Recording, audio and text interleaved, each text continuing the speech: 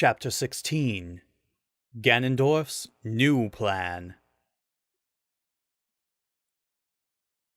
Using the recorder to summon the whirlwind that would send him back to Spectacle Rock, Ganondorf was a little more than angry when he reached the throne room where Princess Zelda and the Triforce of Power were waiting.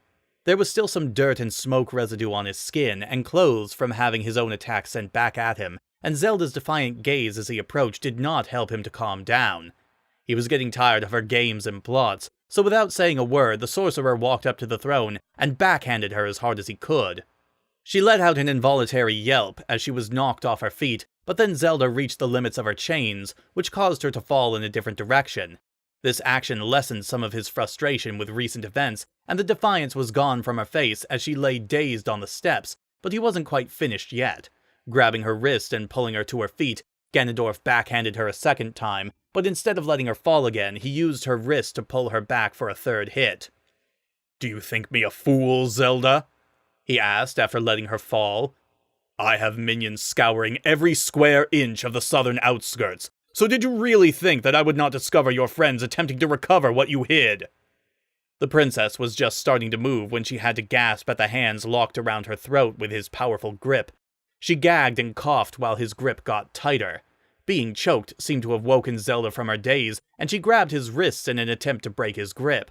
She tried to sit up and gain some kind of leverage, but he forced her back down on the steps, and honestly, Ganondorf was a lot stronger than she was, and could have overpowered her even if she had been able to breathe.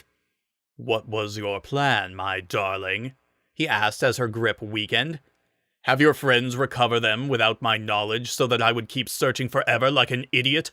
Well, your wizard friend didn't think I was an idiot when I broke his arm, so tell me who else is helping you, and how many chests you have recovered, or I will strangle you to death." "Release her, Ganondorf," the Triforce ordered. "I wish to see her suffer endlessly, but that will be impossible if she is dead." But the sorcerer ignored the Triforce's words and continued to strangle Zelda, whose attempts to break free had become a desperate flailing as she tried in vain to take a breath. Eyes wide and tears streaming down her cheeks, the princess looked like she was about to pass out when it was Ganondorf's turn to scream in agony when he was struck in the back by a bolt of red lightning from the Triforce.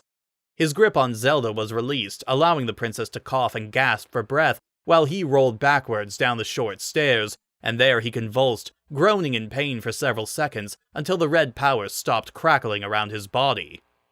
"I do not like being ignored, Ganondorf," the Triforce of Power continued. "Nor do I enjoy repeating myself, so listen to my words very carefully. You will rule the kingdom of Hyrule, and Zelda will spend the rest of her life as your personal slave, not because you wish these things, but because I do. You may beat and torture her as much as you like. In fact, I encourage it, but make another attempt on her life, and I shall make an attempt on yours." "I understand, Triforce of Power," the sorcerer groaned as he got up.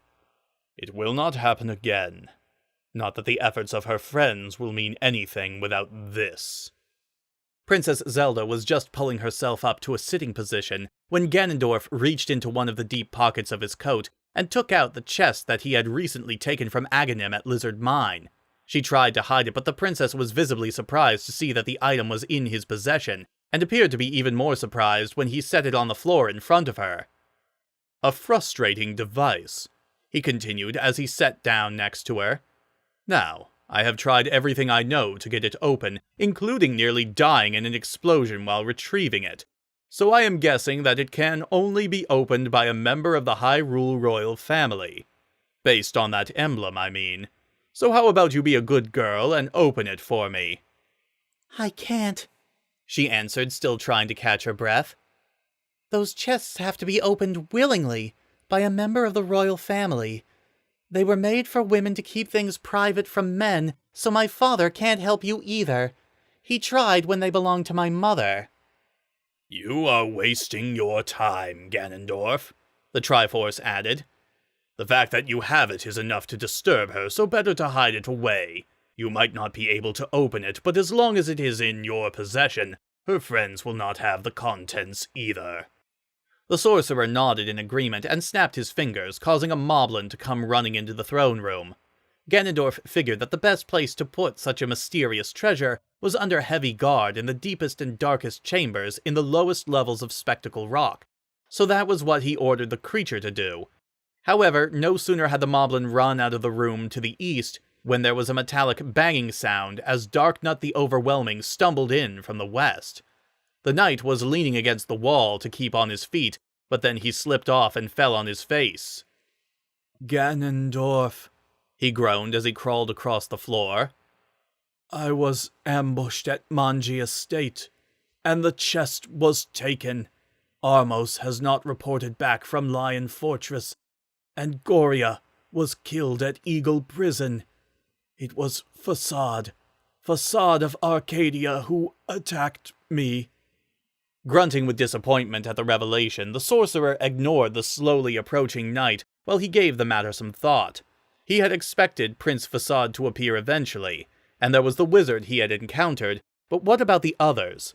All of those locations were too far away for just the two of them in that amount of time. So were there others involved? Certainly this was all part of Zelda's plot to keep him from finding the Triforce of Wisdom, so the fastest way to find out was to ask her. "Zelda, my love," Ganondorf said while putting his arm around her. "You and I are going to be spending the rest of your life together, so honesty is important, especially if you want to be fed more than once every 2 days. Now, I know that your precious little Facade is trying to save you, and I met your wizard friend at Lizard Mine, although I don't expect him to survive his injuries, so I suppose he no longer matters. The point, my darling, is that I need to know who else is trying to get in my way." The princess was silent, staring at the floor with a nervous look on her face, as if expecting to be struck again.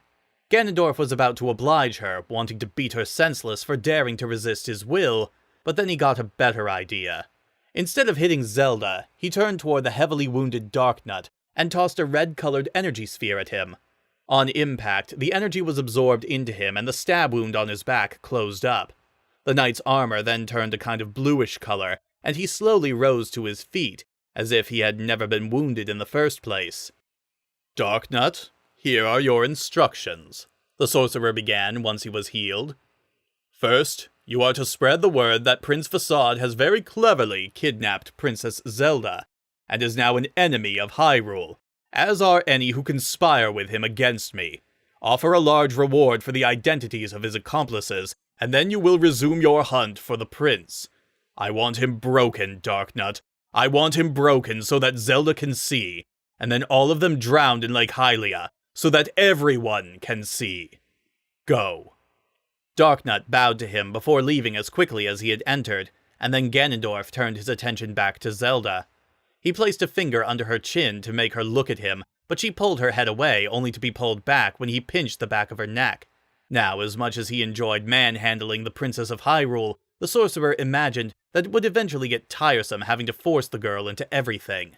Unfortunately, she was needed, not only to legitimize his claim to the throne by marrying her, but also because she was the only member of the royal family that could open those damn chests. "I know what is bothering you," Ganondorf continued as a new idea formed in his mind. "You're lonely.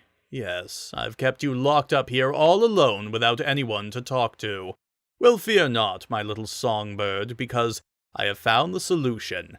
I recall once when I was meeting with your father, you were in the company of another girl. A cousin. Mildred, or Madeline, or Miranda, that was it. Perhaps I should extend her an invitation to join us for a time. What do you think, my love?" "Leave her alone," Zelda replied. "Miranda has nothing to do with this." The sorcerer couldn't help laughing, since he had found a potential weak point in his prisoner's stubbornness, and it made him so happy that he grabbed her by the cheek and mashed his lips against hers.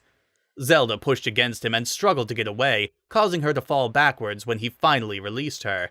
It was going to be nice to see the princess become a little more cooperative for a change, and if he remembered right, the cousin was quite fetching as well, so he looked forward to having both of them chained to his throne. "Oh, she has everything to do with this, my beloved," Ganondorf said as he stood up. You see, I expect you to be a lot more servile once Miranda is with us, because she will suffer every time you upset me, and you will suffer every time she does. I have to say, I enjoy the idea of the two most beautiful girls in Hyrule serving my desires in order to protect each other. Who knows? Maybe when I become king of Hyrule, I should just marry both of you."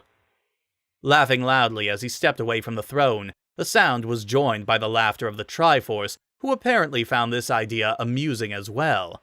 Ganondorf then took out the recorder and used its whirlwind to send himself away, but the Triforce of Power continued to laugh at the captive princess.